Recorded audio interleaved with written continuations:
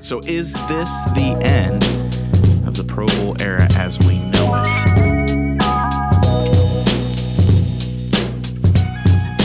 The discussion here today is going to be, is the Pro Bowl pretty much complete? A lot of people are discussing the Shedeur Sanders activation on the Pro Bowl roster after Drake May makes the Super Bowl.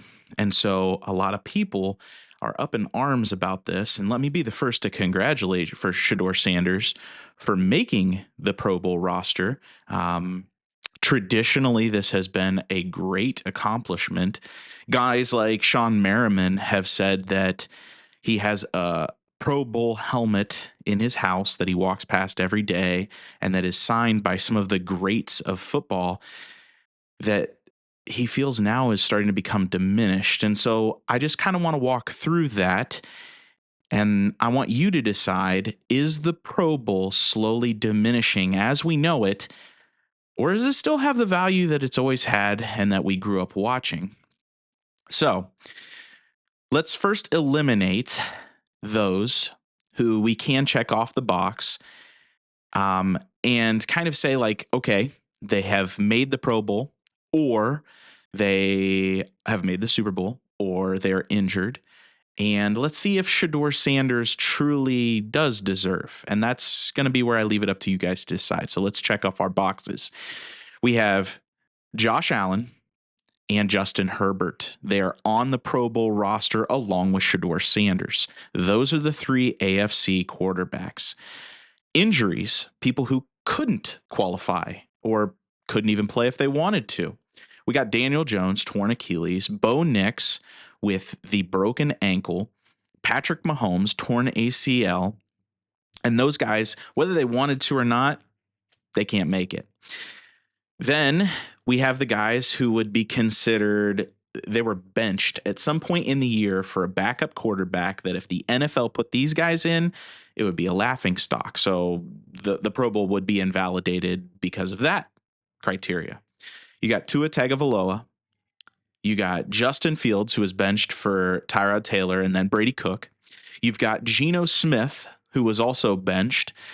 And all three of those guys did nothing to deserve a Pro Bowl nod. So that would make sense that they wouldn't be in it.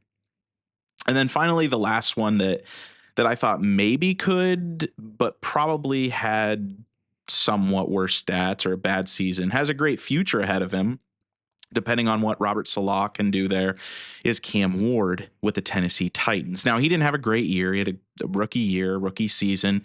It wasn't terrible, ended better than it started, but really didn't put up numbers to say, hey, you're a Pro Bowler. So that brings us to the other guys, the other names that are not on the list that I just listed and are, well, could play, but it's up for discussion. So you got Lamar Jackson, who has a list of nagging injuries, and kind of throughout the season, that was a big question mark as to why they possibly missed the playoffs altogether because he wasn't part of their roster for a good chunk of the season. Joe Burrow only played in half the games this season, and again, raised the question of if his team could have made the playoffs if he was healthy. But he's also nursing injuries. You got Aaron Rodgers, played a full season, made the playoffs, had a decent record, decent stats. He's made the Pro Bowl 10 times. Now, I will say that Aaron Rodgers probably doesn't want to go to Hawaii or to Florida and play dodgeball with a bunch of 20-something-year-olds, that he is past that point in his career, and he's just protecting the assets that he has. The next one is C.J. Stroud. And after that divisional game, I think C.J. Stroud is licking his wounds and fighting off the ghosts of the divisional round against the Patriots. I think that he has to do some soul searching. I think that C.J. Stroud is still there, a good quarterback, but he's not in a good place right now after that divisional round.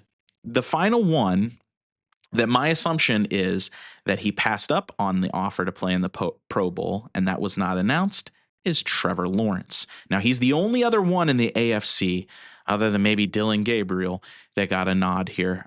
So I would assume that Trevor Lawrence passed on the option to play in the Pro Bowl, which raises the question that I started with this.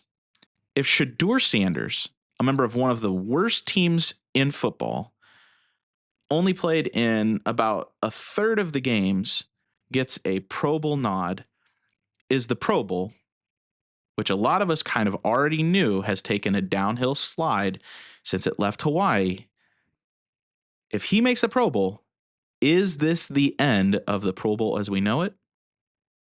In my opinion, this invalidates a lot of things that go with the Pro Bowl. And what used to be a honor with valor that came with this award, this nomination, has now just been a laughing stock. Now, do I think that there are all pro players? Absolutely. But the Pro Bowl itself, I don't even know if it's worth watching anymore. Just becomes a flag football game, which, to be honest with you, I think I'd rather watch flag football. Give me the best 22 to 33 players in the NFL versus the U.S. men's flag football team that we're going to put up in the Olympics. That's what I want to see. I want to know what you guys think. Is Shedeur Sanders making the Pro Bowl a laughingstock, or is there some validation there? I'm not taking away anything from Shedeur Sanders' abilities. He only got to play in a third of the games. But did he deserve to be a Pro Bowler? Let me know.